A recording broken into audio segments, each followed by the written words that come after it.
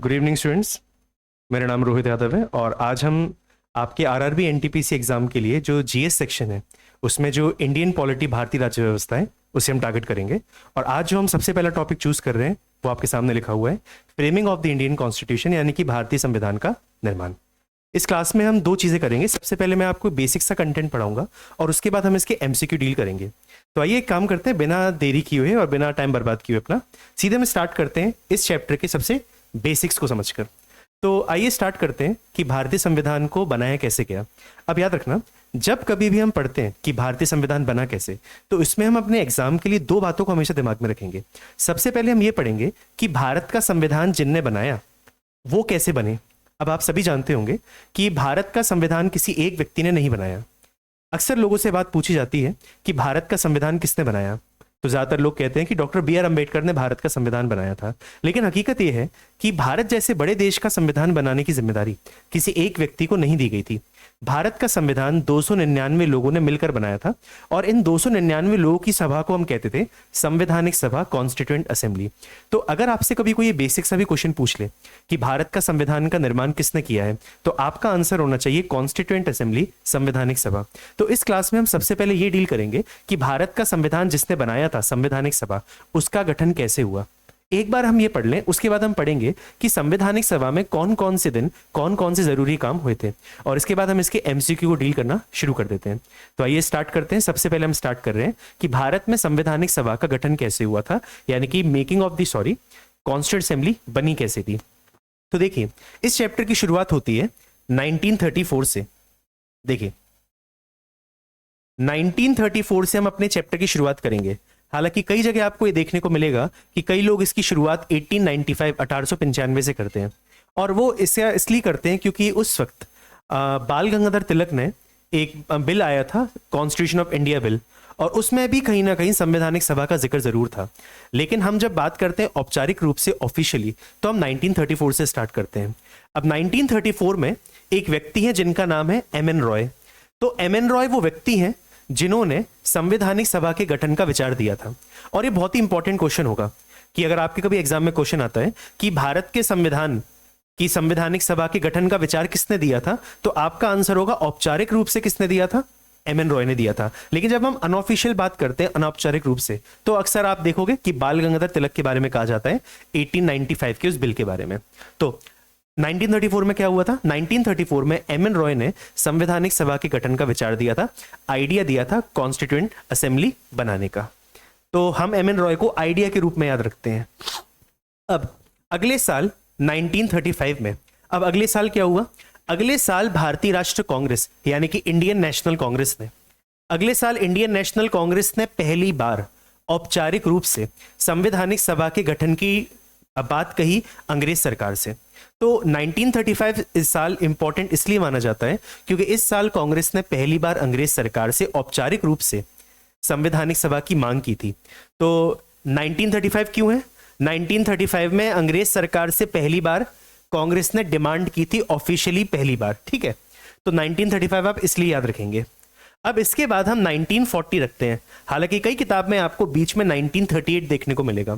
1938 में पंडित नेहरू ने कहा था कि भारत का संविधान जो बनाएंगे वो बिना बाहरी हस्तक्षेप यानी कि एक्सटर्नल इंटरफेरेंस नहीं होना चाहिए, यानी कि इंडियंस अपना संविधान खुद से बनाएंगे बिना किसी बाहरी ताकत के हस्तक्षेप, इंटरफेरेंस से। तो खैर वो उतना इंपॉर्टेंट पॉइंट नहीं बनता है। अब बात करते हैं 1940 की। तो 1940 में अंग्रेज सरकार ने भारत में भेजा था अगस्त प्रस्ताव। तो 1940 में क्या आया था, अंग्रेज सरकार ने भारत में अगस्त प्रस्ताव भेजा था। अब अगस्त प्रस्ताव की खासियत क्या है, अगस्त प्रस्ताव में अंग्रेज सरकार ने संवैधानिक सभा की मांग को सिद्धांतिक रूप से स्वीकार कर लिया था। इस इंग्लिश में कहते हैं कि अंग्रेज सरकार ने कॉन्स्टिट्यूएंट असेंबली की डिमांड को इन प्रिंसिपल एक्सेप्ट कर लिया था। यहां पर सिद्धांतिक को इंग्लिश में इन प्रिंसिपल कहते हैं। इसका मतलब यह होता है कि अंग्रेजों ने डिटेल नहीं बताई कि संवैधानिक सभा कब बनेगी, उसमें कितने लोग होंगे, वो काम कैसे करेगी, बस उन्होंने मोटे रूप में स्वीकार कर लिया कि हाँ, संवैधानिक सभा की मांग उचित है। तो 1940 में हम अगस्त ऑफर याद रखते हैं, और ये वैसे भी इंपॉर्टेंट क्वेश्चन है, आपसे पूछा जा सकता है कि कौन से वर्ष अगस्त प्रस्ताव आया था, तो आंसर है 1940। अब बात करते हैं हम 1942 की। तो 1942 में अंग्रेज सरकार ने भारत में एक बहुत ही जरूरी मिशन भेजा था। इसका नाम था क्रिप्स मिशन।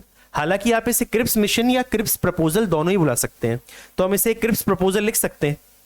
अगर आप मिशन भी लिखेंगे तो कोई दिक्कत वाली बात नहीं होगी। तो 1942 में अंग्रेज सरकार ने भारत में क्रिप्स प्रस्ताव भेजा था, क्रिप्स प्रपोजल भेजा था। अब इसको हम क्रिप्स क्यों बुलाते हैं? इसको क्रिप्स बुलाने के पीछे का रीजन ये है कि जिस इंसान के हाथों इसको भेजा गया था उनका नाम था सर स्टैफोर्ड क्रिप्स। तो उनके सरनेम पर ये प्रपोजल बना है क्रिप्स प्रपोजल। अब याद रखना, क्रिप्स प्रपोजल को इंडिया में स्वीकारा नहीं गया था। कांग्रेस और मुस्लिम लीग दोनों ने ही क्रिप्स प्रपोजल को रिजेक्ट कर दिया था। तो और वैसे भी क्रिप्स प्रपोजल आपके हिस्ट्री के पॉइंट ऑफ व्यू से ज्यादा इंपॉर्टेंट बनता है। हम यहाँ पर इसको बेसिकली क्रम के लिए देख रहे हैं कि हाँ 1940 में ऑगस्ट ऑफर आया और 1942 में क्रिप्स प्रपोजल आया। एक सीक्वेंस भी आपको पता होना चाहिए कि कौन सी चीज पहले हुई थी, कौन सी चीज बाद में हुई थी। कल के दिन आपसे कोई ये भी पूछ लेगा कि इसे अरेंज करिए कि कौन सी घटना पहले हुई और कौन सी घटना बाद में हुई, तो हमें एटलीस्ट ये सीक्वेंस पता होना चाहिए कि ऑगस्ट ऑफर पहले आया था, क्रिप्स प्रपोजल बाद में आया था। अब देखिए, यहां तक तो आपने जो भी पढ़ा ठीक है, लेकिन हमारे चैप्टर का जो सबसे मेन पार्ट है वो 1942 के बाद से स्टार्ट होगा। और अब हम स्टार्ट करते हैं हमारे चैप्टर का सबसे मेन पार्ट, और वो शुरू होता है 1946 से। तो 1946 में ऐसा क्या हुआ था? 1946 में अंग्रेज सरकार ने भारत में एक मिशन भेजा था। इस मिशन को लाने वाले 3 लोग थे, और इस मिशन का हम नाम कहते हैं कैबिनेट मिशन। इस मिशन को हिंदी में भी कैबिनेट ही बुलाया जाता है।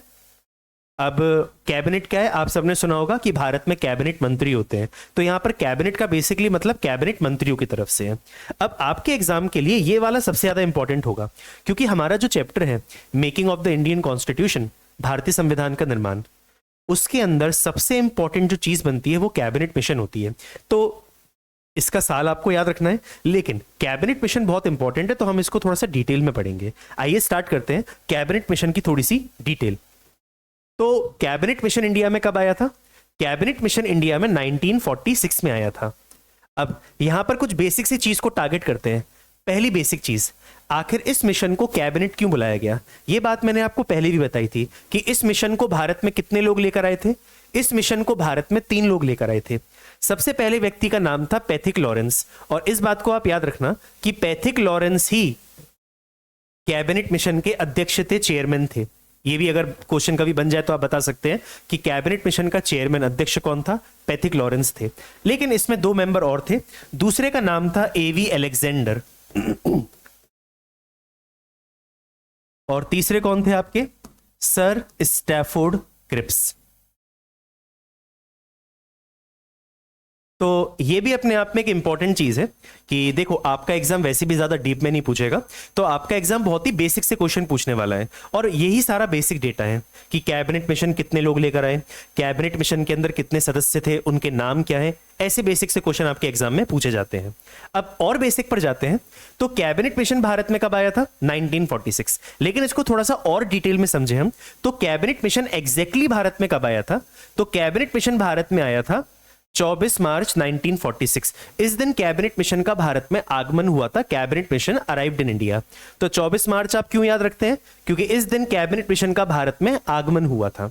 अब जब कैबिनेट मिशन भारत में आया तो उसने कांग्रेस, मुस्लिम लीग, जितनी भी इंपॉर्टेंट पार्टी थी, उनसे सलाह मशवरा करने के बाद कुछ ही महीनों के अंदर उसने अपना प्लान पब्लिश किया। तो आपको यह भी याद रखना होगा कि कौन से दिन कैबिनेट मिशन ने अपनी योजना प्रकाशित की थी। तो वो 16 मई 1946 है जब कैबिनेट मिशन ने अपनी योजना प्रकाशित की थी, प्लान पब्लिश किया था। अब क्या ये प्लान पढ़ना जरूरी है? बिल्कुल जरूरी है। और क्यों जरूरी है? क्योंकि मैंने आपसे पहले ही कहा था कि इस चैप्टर में हम 2 चीजें पढ़ने वाले हैं। सबसे पहले हम ये पढ़ेंगे कि भारत का संविधान जिस संवैधानिक सभा ने बनाया था उसका गठन कैसे हुआ था। अब इस बात को आप याद रख लीजिए, और बहुत ही बेसिक सी चीज है। हमारी संवैधानिक सभा का गठन जिस योजना के तहत हुआ था, उस योजना का नाम था कैबिनेट मिशन। यानी कि कैबिनेट मिशन ने जो योजना बताई थी, उसी योजना के अंतर्गत संवैधानिक सभा का गठन हुआ था। तो क्या हम कह सकते हैं कि कैबिनेट मिशन ने जो प्लान दिया था, उसी प्लान के बेसिस पर कॉन्स्टिट्यूएंट असेंबली फॉर्म हुई थी। तो 16 में 1940 को प्लान पब्लिश हुआ था। अब देखते हैं कि इस प्लान की खासियत क्या है। इस प्लान की आपको बारीकियां जानना जरूरी है, क्योंकि अगर आप प्लान की बारीकियों को नहीं समझेंगे तो आपका ये वाला टॉपिक अधूरा रह जाएगा। क्योंकि कई बार इसकी डिटेल्स भी आ सकती हैं कि इस प्लान के अंदर क्या क्या चीजें थी। तो देखो, इस प्लान के अकॉर्डिंग भारत का संविधान कौन तैयार करेगा? एक कॉन्स्टिट्यूएंट असेंबली तैयार करेगी। कॉन्स्टिट्यूएंट असेंबली को हम हिंदी में कहते हैं संवैधानिक सभा। ठीक है, अब याद रखना संवैधानिक सभा में टोटल 389 सीटें होंगी। अब ये 389 नंबर क्यों चुना गया? कॉन्स्टिट्यूएंट असेंबली में सीटें जनसंख्या के अनुपात में रखी गई थी। एक सीट करीबन 10 लाख की जनसंख्या पर रखी गई थी। तो अगर आपसे कभी कोई ये भी पूछ ले कि संवैधानिक सभा में सीटें किस अनुपात पर रखी गई थी, तो एक सीट 1 मिलियन पर रखी गई थी। 1 मिलियन का मतलब होता है 10 लाख। तो देश की करीबन 10 लाख जनता को एक सीट दी गई थी संवैधानिक सभा में। तो 389 सीटें संवैधानिक सभा में थी। अब 389 सीटों को 2 पार्ट में बांटा गया था, 296 और 93। अब ऐसा क्यों किया गया है? देखिए, इसके पीछे का रीजन ये था कि 296 सीटें भारत के उस हिस्से को दी गई थी जो अंग्रेज सरकार के पूरे नियंत्रण में था। तो भारत का वो हिस्सा जो अंग्रेज सरकार के पूरे कंट्रोल में था, उसे हम बुलाते हैं ब्रिटिश इंडिया, ब्रिटिश भारत। ठीक है, और भारत का कुछ हिस्सा ऐसा भी था जो अंग्रेज सरकार के पूरे कंट्रोल में नहीं था। वहां पर अंदरूनी चीजों में, यानी कि इंटरनल मैटर्स में अंग्रेजों की नहीं चलती थी, और उस एरिया को हम कहते हैं प्रिंसली स्टेट्स। उन्हें हम बुलाते हैं प्रिंसली स्टेट्स, जिन्हें हिंदी में हम लिख सकते हैं देसी रियासतें, यानी कि आपके जो राजा रजवाड़े थे वो। तो 389 सीटों को 2 पार्ट में डिवाइड किया गया था, 296 और 93। 296 किसको दी गई थी? जो अंग्रेज सरकार के पूरे नियंत्रण में था। और 93 सीट किसको दी गई थी? जहां पर राजा रजवाड़े थे। अब प्लान के अनुसार 296 सीटों पर चुनाव होंगे, और याद रखना चुनाव में आम जनता वोट नहीं डालती है। और 93 सीटों पर चुनाव नहीं हुए थे, 93 सीटों पर हुआ था नॉमिनेशन, नामांकन। अब नामांकन कौन करेगा? जैसे एक पर्टिकुलर जगह है, वहां का जो राजा है वो, अगर मान के चलिए एक देसी रियासत को 2 सीट मिली है संवैधानिक सभा में, तो वो देसी रियासत का जो राजा होगा वो अपने यहां से किसी भी 2 लोगों का नामांकन करके संवैधानिक सभा में भेज देगा। तो कुल मिलाकर ये कहा जाए कि चुनाव नहीं हुए थे 93 सीटों पर, वहां पर राजा महाराजाओं ने अपने प्रतिनिधियों को भेजा था। तो 93 सीटों पर नॉमिनेशन हुआ था और 296 सीटों पर चुनाव हुआ था। क्या चुनाव में आम जनता ने वोट डाला था? बिल्कुल भी नहीं डाला था। आम जनता ने इस वोटिंग में हिस्सा लिया ही नहीं था। अब किसने लिया था उससे हम अभी पढ़ते हैं, लेकिन आई होप आपको यहां तक क्लियर हो चुका होगा कि संवैधानिक सभा में इलेक्शन और नॉमिनेशन कितनी सीट पर हुआ था। तो क्या हम कह सकते हैं कि संवैधानिक सभा आंशिक रूप से चुनी हुई और आंशिक रूप से नामांकित निकाय थी। Constituent assembly was partly elected and partly nominated body. इसका मतलब ये हो गया कि संवैधानिक सभा ना तो पूरी तरह से चुनी हुई थी और ना ही पूरी तरह से नामांकित थी। ये एक्चुअल में दोनों थी। कुछ सीटों पर चुनाव हुए थे और कुछ सीटों पर नॉमिनेशन, नामांकन हुआ था। अब एक काम करते हैं, यहां पर आप एक छोटी सी पॉइंट याद रखना कि अंग्रेजों ने, देसी रियासतों ने अपनी 93 सीटों का बहिष्कार किया था, बॉयकॉट किया था। तो 93 सीटों का प्रिंसली स्टेट्स ने बॉयकॉट कर दिया था। तो अब 389 में से 93 सीट खाली हो चुकी हैं, तो अब बची कितनी? 296 सीट बची। तो एक काम करते हैं, इस 296 को थोड़ा सा और डिटेल में पढ़ते हैं। तो देखिए, ये जो 296 सीटें हैं, इनको आप 2 पार्ट में डिवाइड कर सकते हो। देखिए, 292 और आपका 4। अब देखो, ऐसा मैंने क्यों किया? 292 सीटें दी गई थी 11 गवर्नर प्रोविंसेस को। प्रोविंसेस को हिंदी में प्रांत कहते हैं, गवर्नर को हिंदी में भी गवर्नर कहेंगे। अब उदाहरण के तौर पर जैसे बॉम्बे, आपने सुना होगा, आपने इतिहास में पढ़ा होगा अक्सर, बॉम्बे का गवर्नर, मद्रास का गवर्नर, बंगाल का गवर्नर। तो याद रखना ऐसे टोटल 11 गवर्नर प्रांत थे जहां पर गवर्नर का शासन होता था, जिसका उदाहरण मैंने आपको दिया, बॉम्बे, बंगाल, आसाम, मद्रास, यहां पर गवर्नर होते थे। तो करीबन 11 गवर्नर प्रोविंसेस को 292 सीट दी गई थी। और ये 4 सीट किसको दी गई थी? 4 सीट के आपको नाम याद रखने जरूरी है। ये 4 बेसिकली थी आपकी चीफ कमिश्नर प्रोविंसेस। ये 4 कौन सी है? चीफ कमिश्नर प्रोविंसेस, जिसे हिंदी में बुलाते हैं मुख्य आयुक्त प्रांत। ठीक है, अब इन 4 के आपको नाम याद रखने हैं, इन 4 के नाम जरूरी हैं आपके एग्जाम के लिए। तो 4 में से एक होगा आपका दिल्ली, दूसरा होगा कुर्ग। अब अगर आपको कुर्ग नहीं पता तो कुर्ग आज के टाइम पर कर्नाटका के अंदर है। तीसरा है आपका ब्रिटिश बलूचिस्तान। अब बलूचिस्तान हिस्सा पाकिस्तान वाले एरिया में, तो तीसरा है आपका ब्रिटिश बलूचिस्तान। और चौथा है आपका अजमेर मेरवार, अजमेर मेरवार। तो इन 4 के आपको नाम याद रखने होंगे, दिल्ली, कुर्ग, ब्रिटिश बलूचिस्तान और अजमेर मेरवार। आई होप आपको यहां तक क्लियर हो गया होगा कि हमने 296 सीट को भी फिर से डिवाइड किया है 292 और 4 में। आइए एक और चीज देखते हैं। अब अगला पॉइंट ये है कि जो 296 सीटें हैं, ये 296 सीटें 3 समुदाय के बीच में बांटी गई थी। सबसे पहला समुदाय है मुस्लिम, दूसरा समुदाय है सिख और तीसरा समुदाय है सामान्य। अब यहां पर सामान्य का मतलब होता है मुस्लिम और सिखों को छोड़कर, तो आपके जो हिंदू होंगे, ईसाई होंगे, वो सारे के सारे यहां पर कवर हो जाते हैं। तो ये वाला पॉइंट भी आपको याद रखना है कि जो 296 सीटें उनको 3 भागों में बांटा गया था, मुस्लिम, सिख और सामान्य। और सामान्य जनरल का मतलब होता है मुस्लिम और सिख के अलावा बाकी के जितने भी समुदाय होंगे वो सारे के सारे यहां पर आ जाएंगे। अब आपने ऐसा किया क्यों? इसके पीछे का जो मेजर रीजन है वो ये था कि इलेक्शन में आम जनता ने वोट नहीं डाला था। इतना तो मैंने आपको समझा दिया था कि 389 में से केवल 296 सीटों पर इलेक्शन होगा। अब ये जो 296 सीटें, इन पर जो वोटिंग होगी, इस वोटिंग में आम जनता वोट नहीं डालेगी। तो कौन डालने वाला है वोट? तो अब याद रखना, जैसे आप सभी लोगों ने राज्यसभा का इलेक्शन जरूर देखा होगा। अगर आप में से किसी को नहीं पता तो मैं बता देता हूं। राज्यसभा के इलेक्शन में आम जनता वोट नहीं डालती, लोकसभा के इलेक्शन में आम जनता वोट डालती है, लेकिन राज्यसभा के इलेक्शन में आम जनता वोट नहीं डालती। तो फिर कौन डालेगा? राज्यसभा देश के राज्यों का प्रतिनिधित्व करते हैं, यानी कि स्टेट्स को रिप्रेजेंट करते हैं। तो हम लोग अपने स्टेट में एमएलए को चुनते हैं, हमारे द्वारा चुना हुआ एमएलए राज्यसभा के मेंबर्स को चुनता है। तो राज्यसभा का मेंबर आम जनता के द्वारा नहीं चुना जाता और ना ही लोकसभा के मेंबर राज्यसभा के मेंबर्स को चुनते हैं। राज्यसभा का मेंबर हमारे द्वारा चुने हुए एमएलए विधायकों के द्वारा चुना जाता है। तो जिस तरीके से राज्यसभा में इलेक्शन होता है आज के टाइम पर, उसी प्रकार से इन 296 सीटों पर चुनाव हुए थे। अब जैसे आज के टाइम पर हमारे स्टेट में विधानसभाएं होती हैं, ऐसी अंग्रेजों के टाइम पर भी उस वक्त के जो प्रांत थे वहां पर भी विधानसभा होती थी। तो उस वक्त जो प्रांत थे वहां की जो विधानसभा है, उन विधानसभा के सदस्यों ने इन 296 सीटों पर वोट डाला था। तो 296 सीटों पर आम जनता ने वोट नहीं डाला। वोट किसने डाला था? प्रांतीय विधानसभा के सदस्यों ने, members of provincial legislative assembly. इसका बेसिकली मतलब होता है उस वक्त भारत के अंदर जो प्रांत राज्य थे वहां पर जो विधानसभाएं थी, अंग्रेजों के टाइम पर भी राज्यों में विधानसभा थी, हालांकि उस वक्त हम राज्य शब्द नहीं बोल रहे हैं, उस वक्त हम प्रांत बोलते हैं, प्रोविंस बोलते हैं। तो प्रोविंस में जो विधानसभाएं हैं, उन विधानसभा के सदस्यों को, उन विधानसभा के सदस्यों ने 296 सीटों पर वोट डाले थे। आई होप आपको यहां तक क्लियर हो चुका होगा। तो ये अभी तक हमने जितना भी पढ़ा है ये हमारे प्लान की डिटेल्स है कि 296 सीटों पर क्या हुआ, 93 सीटों पर क्या हुआ। अब बात करते हैं इलेक्शन की। तो देखिए इलेक्शन कितनी सीट पर होने वाला है? इलेक्शन होने वाला है आपका 296 सीटों पर। तो अब देखते हैं इन 296 सीटों पर इलेक्शन कैसे हुआ। तो इलेक्शन हुआ था जुलाई अगस्त के महीने में। जुलाई अगस्त 1946 में आपकी 296 सीटों पर इलेक्शन हुआ था, ठीक है।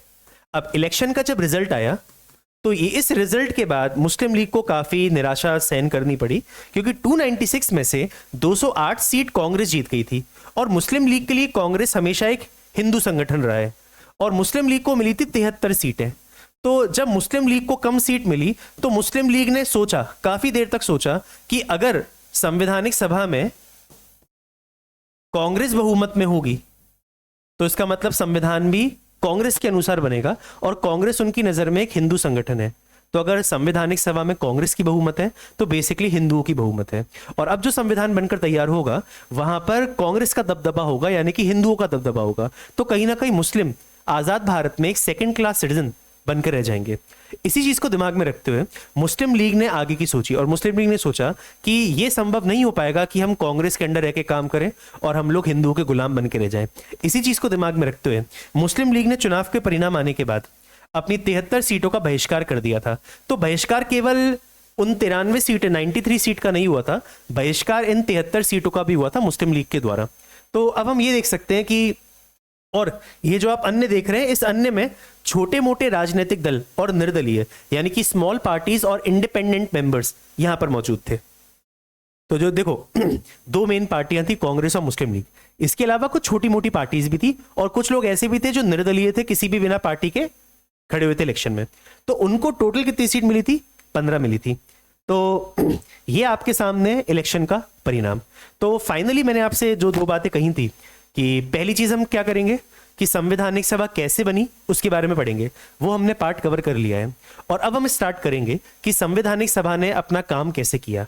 तो अब हम स्टार्ट कर रहे हैं working of the constituent assembly, संवैधानिक सभा की कार्य प्रणाली। चलिए स्टार्ट करते हैं इसे। तो देखिए, जब बात करते हैं संवैधानिक सभा की कार्यप्रणाली के बारे में, तो हम लोग इसको स्टार्ट करते हैं,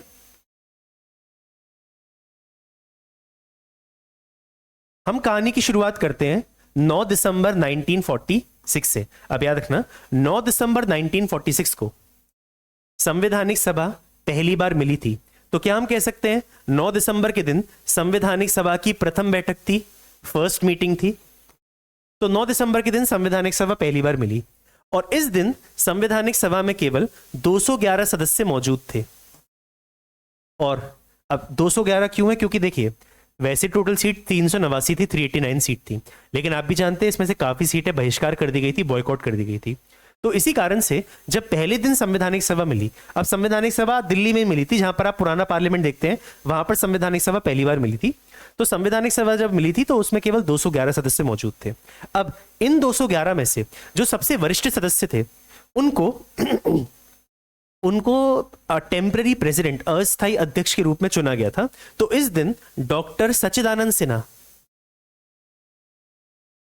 ये नाम आपके लिए काफी इंपॉर्टेंट रहेगा और ये आपको पता होना चाहिए कि 9 दिसंबर के दिन डॉक्टर सच्चिदानंद सिन्हा को अस्थायी अध्यक्ष के रूप में चुना गया था, टेम्पररी प्रेसिडेंट के रूप में चुना गया था। और डॉक्टर सच्चिदानंद सिन्हा को ही क्यों चुना गया? इसके पीछे का मेन रीजन है आपका कि ये सबसे वरिष्ठ सदस्य थे, ओल्डेस्ट मेंबर थे, और इस प्रथा को हम कहते हैं फ्रेंच प्रैक्टिस, फ्रेंच प्रथा। ठीक है, तो सबसे ओल्डेस्ट मेंबर को टेम्पररी प्रेसिडेंट के रूप में चुनना, ये एक फ्रेंच प्रैक्टिस थी। और हाँ, यहां पर आप एक पॉइंट और याद रख सकते हैं जो ज्यादातर किताबों में मिसिंग होता है, वो ये है कि कौन था सबसे पहला सदस्य 9 दिसंबर के दिन जिसने संवैधानिक सभा को संबोधित किया था। The first person to address the constituent assembly, उनका नाम है जेबी कृपलानी। तो जेबी कृपलानी इन 211 में सबसे पहले सदस्य थे जिन्होंने संवैधानिक सभा को संबोधित किया था। एड्रेस कहते हैं संबोधित को संबोधित को इंग्लिश में एड्रेस करना कहते हैं। तो 9 दिसंबर के दिन जेबी कृपलानी ने संवैधानिक सभा को संबोधित किया था, और इन्होंने ही डॉक्टर सच्चिदानंद सिन्हा से रिक्वेस्ट की थी कि ये टेम्पररी प्रेसिडेंट, अस्थायी अध्यक्ष के रूप में पद संभाले। तो 9 दिसंबर के दिन आपको केवल 4 बातें याद रखनी है। पहली बैठक हुई, इस दिन 211 सदस्य मौजूद थे, और इस दिन जेबी कृपलानी बोलना स्टार्ट करते हैं और आमंत्रित करते हैं डॉक्टर सच्चिदानंद सिन्हा, जो कि सबसे ओल्डेस्ट मेंबर थे उन सभी 211 सदस्यों में से। तो 9 दिसंबर के दिन अगर आप इतना याद रख लेंगे तो आपके लिए काफी रहेगा, इससे ज्यादा आपको कुछ पढ़ना नहीं है। 9 दिसंबर के बाद आप याद रखेंगे 11 दिसंबर 1946। अब 11 दिसंबर के दिन क्या हुआ? सबसे पहला काम, अभी हमने देखा था कि 9 दिसंबर के दिन अस्थायी अध्यक्ष को चुना गया था, लेकिन 11 दिसंबर के दिन स्थायी अध्यक्ष चुने गए। और स्थायी अध्यक्ष कौन थे? डॉक्टर राजेंद्र प्रसाद। तो डॉक्टर राजेंद्र प्रसाद संवैधानिक सभा के स्थायी अध्यक्ष के रूप में चुने गए थे, परमानेंट प्रेसिडेंट के रूप में चुने गए थे। अच्छा, ये तो प्रेसिडेंट है। इसके बाद चुने गए थे उपाध्यक्ष, वाइस प्रेसिडेंट। इनका नाम था एच.सी. मुखर्जी। तो एच.सी. मुखर्जी संवैधानिक सभा के उपाध्यक्ष थे। और एक नाम और जरूरी है 11 दिसंबर के दिन, और वो है संवैधानिक सलाहकार का। उनका नाम है सर बी.एन. राव। तो सर बी.एन. राव संवैधानिक सलाहकार थे, इसे इंग्लिश में कहते हैं कॉन्स्टिट्यूशनल एडवाइजर। तो सर बी.एन. राव संवैधानिक सलाहकार के रूप में चुने गए थे। ठीक है, तो 11 दिसंबर के दिन आपसे भी 3 बातें याद रखें, काफी रहेगा। अब इसके बाद हम स्टार्ट करते हैं 13 दिसंबर 1946। तो 13 दिसंबर 1946 को पंडित नेहरू ने संवैधानिक सभा में एक बहुत ही जरूरी चीज पेश की थी। पंडित नेहरू ने इस दिन संवैधानिक सभा में ऑब्जेक्टिव रेजोल्यूशन पेश किया था, जिसे हिंदी में कहते हैं उद्देश्य प्रस्ताव। तो यह काफी इंपॉर्टेंट क्वेश्चन माना जाता है कि उद्देश्य प्रस्ताव किसने पेश किया था, या उद्देश्य प्रस्ताव कौन से दिन पेश किए गए थे। आंसर है पंडित नेहरू, और 13 दिसंबर 1946। ऑब्जेक्टिव रिजोल्यूशन इंपॉर्टेंट इसलिए है क्योंकि भारत का संविधान जिस उद्देश्य से बनाया जा रहा है, उन उद्देश्य को जिस प्रस्ताव के अंदर रखा गया था उसे हम कहते हैं उद्देश्य प्रस्ताव, ऑब्जेक्टिव रिजोल्यूशन। और हम इसके बाद जो चैप्टर पढ़ने वाले हैं, प्रीएम्बल, प्रस्तावना, आपको बता दूं हमारे संविधान की जो प्रस्तावना है वो और कुछ नहीं, उद्देश्य प्रस्ताव का एक संशोधित रूप है। आपने उद्देश्य प्रस्ताव में कुछ मॉडिफिकेशन संशोधन किए और आपने उसे संविधान की प्रस्तावना प्रिएम्बल बना दिया। तो 13 दिसंबर के दिन पंडित नेहरू ने संवैधानिक सभा में क्या पेश किया था? Objective resolution. अब जिस दिन ऑब्जेक्टिव रिजोल्यूशन पेश किए थे उस दिन उन्हें स्वीकार नहीं किया गया था। स्वीकार किया गया था इनको 22 जनवरी 1947 को। तो 22 जनवरी 1947 को संवैधानिक सभा ने उद्देश्य प्रस्ताव को क्या किया था? पारित किया था, यानी कि हम कह सकते हैं अडॉप्ट किया था। तो यह भी एक इंपॉर्टेंट तारीख हो गई कि कौन से दिन संवैधानिक सभा ने उद्देश्य प्रस्ताव को पारित किया था या अडॉप्ट किया था। आंसर होगा 22 जनवरी 1947। अब बात करते हैं आगे की। तो 22 जनवरी के बाद अगली जो डेट आपके लिए इंपॉर्टेंट होगी वो है 22 जुलाई 1947। इस दिन भारत का राष्ट्रीय ध्वज अपनाया गया था, इंडिया का नेशनल फ्लैग अडॉप्ट किया था। अब आपको यह भी याद रखना होगा कि भारत का राष्ट्रीय ध्वज बनाया किसने था? भारत का राष्ट्रीय ध्वज जिस व्यक्ति ने बनाया था उनका नाम था पिंगली वेंकैया। पिंगली वेंकैया आंध्र प्रदेश के निवासी थे और इन्होंने भारत के नेशनल फ्लैग को डिजाइन किया था। ठीक है, तो ये हो गया आपका 22 जुलाई 1947 भारत का राष्ट्रीय ध्वज अपनाया गया था। और अब हम बात करते हैं 15 अगस्त की। तो आप सभी जानते हैं कि 15 अगस्त 1947 को भारत आजाद हुआ था। अब हम यहां पर यह पढ़ने वाले हैं कि जब भारत आजाद हुआ, देखो ये तो आपको ही पता होगी कि भारत जब आजाद हुआ था तो उसका बंटवारा भी हुआ था, कुछ हिस्सा पाकिस्तान चले गया था और बाकी का हिस्सा भारत रह गया था। तो जब भारत आजाद हुआ तो इसका असर संवैधानिक सभा पर भी पड़ा था। क्यों पड़ा था? क्योंकि 1946 में जब संवैधानिक सभा बनाई गई थी उस वक्त हम उस संवैधानिक सभा की बात कर रहे हैं जिसमें भारत और पाकिस्तान दोनों थे। तो जब संवैधानिक सभा बनी थी जिसमें 389 सीटें थी, उस वक्त पाकिस्तान भी इंडिया का हिस्सा था। तो जो 389 सीटें हैं ये उस भारत की हैं जिसमें पाकिस्तान भी था। तो जब भारत का बंटवारा हुआ तो संवैधानिक सभा का भी बंटवारा हुआ और कुछ सीटें पाकिस्तान वाले क्षेत्र में चली गई।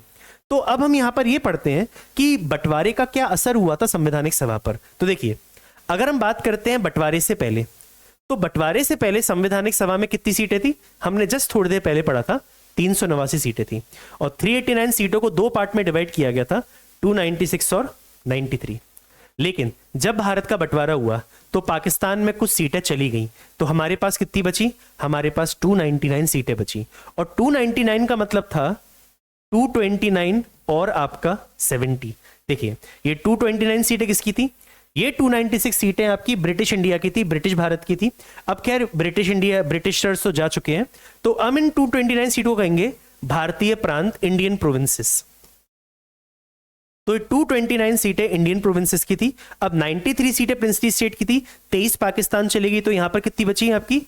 70 बची प्रिंसली स्टेट्स।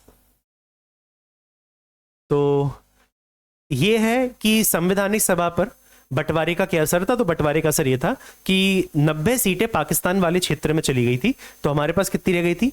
299 रह गई थी। तभी आपको याद होगा मैंने आपको स्टार्टिंग में बताया था कि भारत का संविधान 299 लोगों ने मिलकर बनाया था। मैंने 299 इसलिए कहा क्योंकि बाकी की 90 सीटें पाकिस्तान वाले क्षेत्र में चली गई थी। ठीक है, तो अभी तक आपने ये देख लिया है कि संवैधानिक सभा पर बंटवारे का क्या असर था। और अब हम स्टार्ट करते हैं आगे की कहानी कि बंटवारे के बाद बाकी की चीज क्या होंगी। तो याद रखना, बंटवारे के 2 हफ्ते बाद यानी कि 29 अगस्त 1947, इस दिन संवैधानिक सभा ने सबसे जरूरी समिति का गठन किया जिसे हम बुलाते हैं प्रारूप समिति, ड्राफ्टिंग कमिटी। तो 29 अगस्त को ड्राफ्टिंग कमिटी अपॉइंट हुई थी। ड्राफ्टिंग कमिटी को हिंदी में हम कहते हैं प्रारूप समिति, प्रारूप समिति।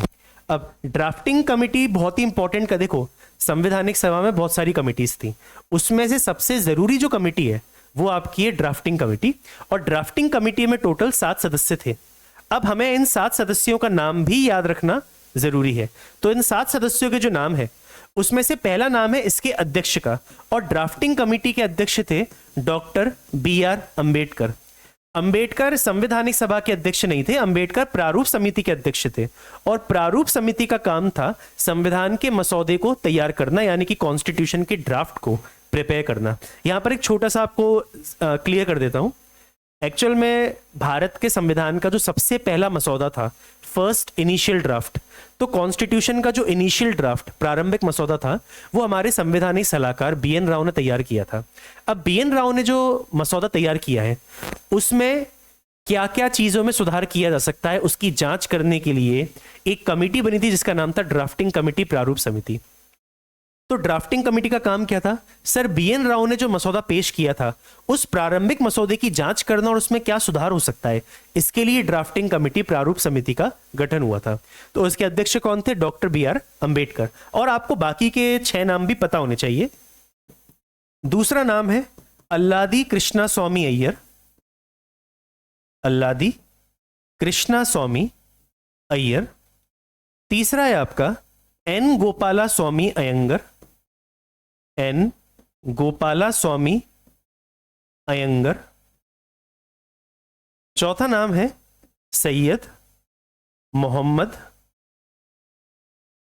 सदुल्ला, सैयद मोहम्मद सदुल्ला। पांचवा नाम है KM मुंशी का, KM मुंशी। छठा नाम है N माधव राव का। और सातवां नाम है आपका TT कृष्णा माचारी। अब यहां पर एक छोटी सी और चीज याद रखना, आखिरी के जो 2 नाम है बाद में जोड़े गए थे। एक्चुअल में N माधव राव किसी और की जगह आए थे, इनका नाम था BL मित्तर। BL मित्तर की तबीयत काफी खराब हो गई थी तो उनकी जगह N माधव राव आए थे। आपको N माधव राव ही नाम याद रखना, ना कि ये वाला नाम। TT कृष्णामाचारी DP खेतान की जगह आए थे। DP खेतान की मृत्यु हो गई थी तो DP खेतान की मृत्यु होने के बाद उनकी जगह TT कृष्णामाचारी आए थे। तो हम तो इन्हीं नाम को याद रखेंगे, N माधव राव और TT कृष्णामाचारी। ये सातों नाम आपको याद रखने हैं क्योंकि ऐसा क्वेश्चन बन सकता है कि इनमें से कौन प्रारूप समिति का सदस्य नहीं था। तो उस केस में आपको ये 7 नाम पता होने चाहिए। अब 29 अगस्त को फाइनली प्रारूप समिति बनकर तैयार हो गई थी और फिर प्रारूप समिति ने संविधान बनाना शुरू किया और पहला संविधान का मसौदा फरवरी 1948 में पेश किया गया था। दूसरा मसौदा आपका अक्टूबर 1948 और तीसरा मसौदा आपका, ये जिसे हम अंतिम मसौदा लास्ट ड्राफ्ट कहते हैं, वो आपका नवंबर 1948 में पेश हुआ था। तीसरे मसौदे पर सबसे ज्यादा बहसबाजी हुई थी और फाइनली संवैधानिक सभा ने बहसबाजी करने के बाद फाइनली 26 नवंबर 1949 को भारत का संविधान बनकर तैयार कर दिया था। तो जब भारत का संविधान बना था उस दिन 389 में से, खैर इसे रहने दीजिए, ये वाला आपको इंपॉर्टेंट नहीं होगा। आप तो इतना याद रखें कि जब 26 नवंबर को भारत का संविधान बनकर तैयार हुआ था तो उसके अंदर क्या क्या विशेषताएं थी। तो जब 26 नवंबर को भारत का संविधान बना तो उसमें कुल मिलाकर 395 अनुच्छेद थे जिनको टोटल 22 भागों में बांटा गया था। इसके अलावा संविधान में 8 अनुसूचियां थी और संविधान में एक प्रस्तावना थी, प्रीएम्बल थी। तो अगर आपसे कभी कोई पूछे कि हमारे मूल संविधान में क्या क्या विशेषताएं हैं या हमारे मूल संविधान में कितने अनुच्छेद थे, कितने आप क्या बोलते से अनुसूचियां हैं या प्रस्तावना, तो उसका आंसर होगा आपका ये ओरिजिनल कॉन्स्टिट्यूशन है। ठीक है। अब एक और चीज देखो, इतना डिटेल आपके एग्जाम में आएगा नहीं जो मैं आपको बताने वाला हूं, लेकिन 26 नवंबर के दिन संविधान लागू हुआ नहीं था, लेकिन संविधान के केवल कुछ चीजें थी जो उस दिन लागू हुई थी। करीबन 16 आर्टिकल्स 26 नवंबर 1949 के दिन लागू हो गए थे। तो ऐसा नहीं है कि भारत का संविधान 26 नवंबर के दिन लागू नहीं हुआ था। 26 नवंबर के दिन संविधान लागू हुआ था और केवल वही चीजें लागू हुई थी जिनके लिए हम 2 महीने रुक नहीं सकते थे, क्योंकि संविधान को लागू करने की तारीख 26 जनवरी 1950 चुनी गई थी। अब ऐसा क्यों चुना गया था उसके पीछे का आपको रीजन बताता हूं, लेकिन इतना आप याद रखना कि 26 नवंबर के दिन संविधान लागू हुआ था, लेकिन जरा सा लागू हुआ था, केवल 16 आर्टिकल्स लागू हुए थे। कई किताबों में केवल 15 आर्टिकल्स का जिक्र होता है, लेकिन रियलिटी में 16 आर्टिकल्स थे जो आपके 26 नवंबर 1949 के दिन लागू हुए थे।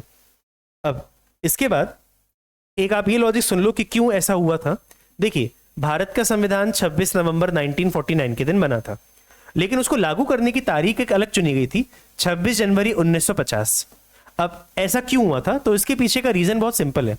इसके पीछे का रीजन ये था कि दिसंबर 1929 में कांग्रेस का लाहौर में एक सत्र हुआ था जिसे हम कहते हैं कांग्रेस के एनुअल सेशन, वार्षिक सत्र। तो दिसंबर 1929 में कांग्रेस का लाहौर में सेशन हुआ था जिसके अध्यक्ष थे पंडित नेहरू। लाहौर के अधिवेशन में पंडित नेहरू को पहली बार मौका मिला था कांग्रेस के किसी भी मीटिंग का अध्यक्ष बनने का। तो पंडित नेहरू की अध्यक्षता में कांग्रेस ने यहां पर एक संकल्प पारित किया था और वो संकल्प रिजोल्यूशन था पूर्ण स्वराज। पूर्ण स्वराज का मतलब होता है कंप्लीट इंडिपेंडेंस, यानी कि पूरी आजादी। तो ये एक हिस्ट्री के पॉइंट ऑफ व्यू से भी इंपॉर्टेंट है कि कांग्रेस ने पूर्ण स्वराज का संकल्प कब पारित किया था, कांग्रेस ने पूर्ण स्वराज का रिजोल्यूशन कब पास किया था। तो आंसर क्या होगा आपका, दिसंबर 1929 कांग्रेस का लाहौर सेशन, किसकी अध्यक्षता में, पंडित नेहरू की अध्यक्षता में। पूर्ण स्वराज का मतलब होता है कंप्लीट इंडिपेंडेंस, यानी कि अंग्रेजों को मतलब भारतीयों को अंग्रेजों से केवल और केवल पूरी आजादी चाहिए। तो अब जो तारीख चुनी गई थी पूर्ण स्वराज मनाने के लिए, वो तारीख अगले महीने का सबसे आखिरी संडे था जो कि थी 26 जनवरी 1930। तो ये तारीख चुनी गई थी पूर्ण स्वराज मनाने के लिए और हमने पहली बार पूर्ण स्वराज 26 जनवरी को मनाया था। अब भारत को आज़ादी 15 अगस्त को मिल गई, तो अब हम 26 जनवरी को दोबारा से आज़ादी नहीं मना सकते। तो 26 जनवरी को हमने डिसाइड किया कि एक काम करते हैं, 26 नवंबर को भारत का संविधान बनकर तैयार हो चुका है, अब बस 2 महीने और बचे हुए हैं। तो एक काम करते हैं, जो जो ज़रूरी चीज़ें उनको 26 नवंबर को ही लागू कर देते हैं। तो ऐसी करीबन 16 आर्टिकल्स निकले जिन्हें 26 नवंबर को लागू कर दिया गया और बाकी के आर्टिकल्स के लिए इंतजार किया जा सकता था, तो उनके लिए हमने पूरे 2 महीने इंतजार किया ताकि हम 26 जनवरी तक पहुंच जाए। और 26 जनवरी की ऐतिहासिक इंपॉर्टेंस है, हिस्टोरिकल इंपॉर्टेंस है, तो इस कारण से 26 जनवरी तारीख चुनी गई थी पूर्ण स्वराज मनाने के लिए। तो अभी तक हमने जो भी देखा वो बहुत ही बेसिक था आपके संवैधानिक सभा के गठन के बारे में, framing of the Indian constitution के बारे में। और अब हम स्टार्ट करते हैं इससे जुड़े हुए कुछ इंपॉर्टेंट क्वेश्चन। तो आइए स्टार्ट करते हैं। अब देखिए, अब आपके सामने कुछ बहुत ही बेसिक से क्वेश्चन, देखिए आंसर सबके लिखे होंगे ऑलरेडी, उससे फर्क नहीं पड़ता। हमारा जो मेन उद्देश्य वो ये है कि किस तरीके के एग्जाम में क्वेश्चन आते हैं, ठीक है, और ऑप्शन किस टाइप के आपको देखने को मिलेंगे। और आपके एग्जाम में ज्यादा घुमा फिरा कर क्वेश्चन नहीं आने वाला है, बहुत ही बेसिक सा क्वेश्चन आएगा। तो देखिए क्वेश्चन क्या कहता है कि किसने, मतलब आजादी से पहले किसने संवैधानिक सभा का विचार दिया था। अब आपको याद होगा ये चीज मैंने आपको स्टार्टिंग में पढ़ा दी थी कि संवैधानिक सभा के गठन का विचार एम.एन. रॉय ने दिया था ऑफिशियली, औपचारिक रूप से। तो इसका सही आंसर क्या होना चाहिए, एम.एन. रॉय। ये हमने स्टार्टिंग में पढ़ा था 1934 में, हमने याद है इस चैप्टर की शुरुआत 1934 से की थी और मैंने तब स्टार्टिंग में किया दिया था कि एम.एन. रॉय ने विचार दिया था। तो इसका सही आंसर क्या होगा, एम.एन. रॉय इसका सही आंसर है। आइए देखते हैं दूसरे क्वेश्चन की तरफ। अब देखिए अगला क्वेश्चन, भारतीय संवैधानिक सभा किस चीज के तहत स्थापित की गई थी। अब देखिए आपको याद है जब मैं आपको ये चैप्टर पढ़ा रहा था तो मैंने आपसे पहले ही कह दिया था कि भारत का संविधान जिस योजना के अंतर्गत बना है उसका नाम था कैबिनेट मिशन। याद है मैंने आपको ये चीज समझाई थी थोड़ी देर पहले। तो इसका आंसर क्या होगा, कैबिनेट मिशन 1946। तो संवैधानिक सभा का गठन कैबिनेट मिशन की योजना के तहत हुआ था जिसमें टोटल कितने मेंबर थे, 3 मेंबर थे और उन तीनों के नाम आपको पता होने चाहिए। तो इसका आंसर क्या होगा, कैबिनेट मिशन। देखा क्वेश्चन बहुत ही सिंपल रहेंगे आपके लिए। तो जब क्वेश्चन सिंपल है तो बस आपको कंसेप्ट पता होना चाहिए। एक बार अगर आपने चैप्टर को ध्यान से पढ़ लिया ना तो आप ऐसे क्वेश्चन इजीली अटेम्प्ट कर सकते हैं, क्योंकि इससे टफ क्वेश्चन आने नहीं वाला आपके एग्जाम में। चलिए अगले क्वेश्चन की तरफ बढ़ते हैं। What was the basis for constituting the constituent assembly of India. अब देखिए मेरे ख्याल से ये क्वेश्चन मैंने इसलिए रखा था ताकि आपको समझ में आ जाए कि क्वेश्चन पूछने का भी तरीका अलग अलग हो सकता है। देखो ये वाला क्वेश्चन और इससे पहले वाले क्वेश्चन का आंसर सेम है, कैबिनेट मिशन, लेकिन क्वेश्चन पूछने का तरीका अलग है। तो हो सकता है वो आपके लिए लैंग्वेज को थोड़ा सा चेंज कर दे, लेकिन अगेन इसका मतलब वही है।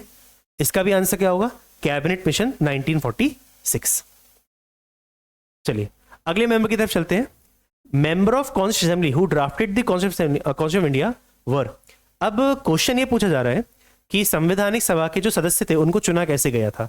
अब इस चीज पर हमने डिटेल डिस्कशन किया था कि संवैधानिक सभा ना तो पूरी तरीके से चुनी हुई थी ना तो पूरी तरीके से नामांकित थी, ये एक्चुअल में दोनों का मिश्रण था। तो इसमें आपको क्या लगता है इसका क्या आंसर होना चाहिए। देखिए इलेक्शन हुए थे और जो इलेक्शन थे उसमें वोट किसने डाला था, आम जनता ने तो वोट नहीं डाला था। वोट किसने डाला था, विधानसभा के सदस्यों ने। हम याद है हमने डिस्कस किया था कि 296 सीटों पर जो वोटिंग हुई थी उसमें आम जनता ने वोट नहीं डाला था, उसमें प्रांतीय विधानसभा के सदस्यों ने वोट डाला था। तो इसका सही आंसर क्या होगा? इसका सही आंसर आपका सी है। चलिए, अब ये मैंने शायद से आपके सामने डिस्कस नहीं किया था, लेकिन आपको बताता हूं, जब संवैधानिक सभा बनी थी तो उसमें टोटल 15 महिलाएं थी। ठीक है, तो इसका आंसर बहुत ही फैक्चुअल रहेगा। संवैधानिक सभा में कितनी महिलाएं थी? 15 महिलाएं थी। अब आता है इसमें से कौन संवैधानिक सभा के सदस्य नहीं थे। तो देखिए, आप में से कई लोगों को लगेगा कि महात्मा गांधी तो होने ही चाहिए। महात्मा गांधी कभी भी संवैधानिक सभा के सदस्य नहीं रहे थे। तो नीचे के 3 तो ऑब्वियसली हैं संवैधानिक सभा के सदस्य। महात्मा गांधी संवैधानिक सभा के सदस्य कभी रहे नहीं थे। तो इसका सही आंसर क्या होगा? महात्मा गांधी। अब बात करते हैं अगली चीज। देखो, अगेन अगला क्वेश्चन क्या है? इनमें से कौन संवैधानिक सभा का सदस्य नहीं था? तो अब क्या है, उन्होंने क्वेश्चन चेंज कर दिया, मतलब सॉरी ऑप्शन चेंज कर दिए हैं। अब ध्यान रखना, इन चारों में से देखो, वल्लभ भाई पटेल उसी टाइम के थे, जेबी कृपलानी, के एम मुंशी। ये जो जयप्रकाश नारायण है, इनका नाम एक्चुअल में आप बाद में सुनेंगे जब इंदिरा गांधी की जो इमरजेंसी आएगी, जब उन्होंने 1975 में लगाई थी। तो इंदिरा गांधी ने जब 1975 में इमरजेंसी लगाई थी तो उस वक्त जेपी नारायण ने आंदोलन किया था, जिसे हम कहते हैं जेपी आंदोलन कहते हैं। तो इसका आंसर जयप्रकाश नारायण है, क्योंकि जयप्रकाश नारायण थोड़ा पिक्चर में बाद में आते हैं, इमरजेंसी के टाइम पर आते हैं। तो इसका आंसर क्या है? जयप्रकाश नारायण। तो पहले वाले में क्या था? महात्मा गांधी सदस्य नहीं थे, और इसमें क्या होगा? जयप्रकाश नारायण सदस्य नहीं थे। अगले क्वेश्चन की तरफ बढ़ते हैं। Who among the following stated in the assembly that on 26 January 1950 India was going to enter a life of contradiction? तो इसमें से कौन था जिसने कहा था कि जब हम आज़ाद हो जाएंगे तो आपको भारत में विरोधाभास देखने को मिलेगा? अब इसका बेसिकली मतलब ये होता है कि एक तरफ जब भारत आज़ाद होगा तो एक तरफ कुछ लोग हैं जो बहुत अमीर हैं और एक तरफ कुछ लोग हैं जो बहुत गरीब हैं। इसे हम कह रहे हैं कॉन्ट्रडिक्शन, विरोधाभास कह रहे हैं। ये एक्चुअल में डॉक्टर बी आर अम्बेडकर ने कहा था। तो डॉक्टर बी आर अम्बेडकर ने कहा था कि अब जब भारत आज़ाद हो जाएगा और जब संविधान बनकर तैयार होगा तो हम एक ऐसी लाइफ देखने वाले हैं जहां पर कुछ लोगों के पास बहुत सारे प्रिविलेज, विशेषाधिकार हैं, और कुछ लोग बहुत ही बुरी स्थिति में हैं। तो अम्बेडकर का इशारा इस चीज़ की तरफ था कि कॉन्ट्रडिक्शन ही कॉन्ट्रडिक्शन है, अमीर गरीब, जातिवाद, कुछ उच्च जातियां हैं, कुछ निचली जातियां हैं, तो कई चीज़ों की होंगी। तो इसका सही आंसर क्या है? डॉक्टर बी आर अम्बेडकर है। अगले क्वेश्चन की तरफ मूव करते हैं। Who preside over the inaugural meeting of the assembly? तो देखो, जब संवैधानिक सभा पहली बार मिली थी तो उसके अध्यक्ष कौन थे? देखो, 2 अध्यक्ष है ना, एक तो थे अस्थाई और दूसरे स्थाई। तो यहां पर जो क्वेश्चन है उसका इशारा अस्थाई की तरफ है, और अस्थाई अध्यक्ष टेम्पररी प्रेसिडेंट कौन थे आपके? डॉक्टर सच्चिदानंद सिन्हा। क्वेश्चन 2 तरीके से आ सकता था। वो या तो ये भी पूछ सकता था कि संवैधानिक सभा का अस्थाई अध्यक्ष कौन था, टेम्पररी प्रेसिडेंट कौन था, या तो उसने क्वेश्चन इस तरीके से भी पूछ लिया, इनॉग्रल, उद्घाटन के टाइम पर। तो अगेन दोनों केस में आंसर क्या होना चाहिए हमारा? डॉक्टर सच्चिदानंद सिन्हा होगा। ठीक है, अब बाकी के जो क्वेश्चन है वो हम अगली क्लास में करेंगे, क्योंकि आज हमारा जो टाइम था, मेन टाइम हमारा चले गया कंसेप्ट समझने में और थोड़े बहुत एमसीक्यू करने में। अब जब हम कल मिलेंगे अगली क्लास में, तो अगली क्लास में हम इंश्योर करेंगे कि इसके आगे के जो क्वेश्चन होंगे उनको कवर करेंगे, और इसके बाद हम नया चैप्टर स्टार्ट कर देंगे जो शायद से प्रीएम्बल होगा, प्रस्तावना। चलिए, तो इसी के साथ हम लोग क्लास ओवर करते हैं। आई होप आपको क्लास पसंद आई होगी। ये क्लास का जो मेन फोकस है वो आपका आरआरबी एनटीपीसी एग्जामिनेशन के लिए है, जिसकी एग्जाम की तारीख बहुत ही अब नज़दीक आ चुकी है। अगर आप लोगों को वीडियो पसंद आया हो तो आप इस चैनल को ज़रूर सब्सक्राइब करें। चलिए, शुक्रिया।